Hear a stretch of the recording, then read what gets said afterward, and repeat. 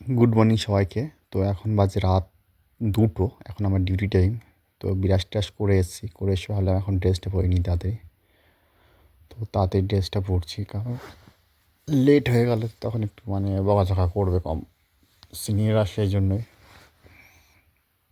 আর বাইরে যা ঠান্ডা, 7 ডিগ্রি করে এখন। তো খুব ঠান্ডা, কাপ উঠে যায় কিচেনের মধ্যে থাকলেও। তো তাড়াতাড়ি আমি লুঙ্গিটা চেঞ্জ করে প্যান্টটা পরে নিচ্ছি,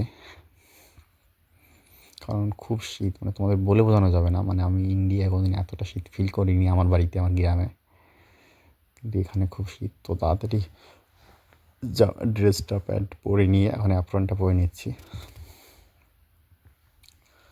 কারণ এখান থেকে রেডি হয়ে তারপর কিচেনে ঢুকবো, সেই জন্য। তো অবশ্যই যদি তোমাদের ভালো লাগে অবশ্যই আমাকে লাইক কমেন্ট শেয়ার করো। তো এখন মোজাটা পরে নিচ্ছি, কারণ জুতোটা পরে যেতে হবে। আমার মুখের ভাব দেখে বুঝতে পারছো যে আমি কী পরিমাণে শীত। আর আমি ভিডিওটা করছি যেহেতু রাতের বেলা, তো ওই জন্য গুড মর্নিং বলছি, কারণ আপলোড করবো পরে, ঠিক আছে, তবু যেহেতু রাতের বেলায়। তো জানি না তোমাদের ভিডিওটা কেমন লাগবে। যদি ভালো লাগে অবশ্যই কমেন্ট করো। আমি নেক্সট টাইম থেকে এরকমই ভিডিও ছাড়বো, আমি এখানে কী করি, তো কোথায় কী ঘোরাফেরা করি সেরকম।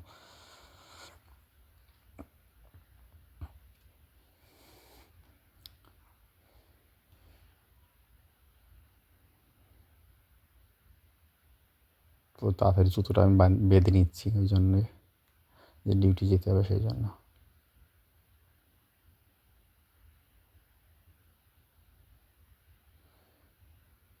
তো এখন আমি রেডি ডিউটি যাওয়ার জন্য। তো সেবার সেই যে আমাদের সিঁড়ি, এই যে সব রুম, এইসব রুমে লোক থাকে, এক একটা রুমে 4জন করে। তো রুমগুলো অনেকটাই সুন্দর। তো এই যে সিঁড়ি বেয়ে নেমে যাচ্ছি আমি, আশেপাশে কেউ নেই, দেখতে পাচ্ছ, পুরো খালি।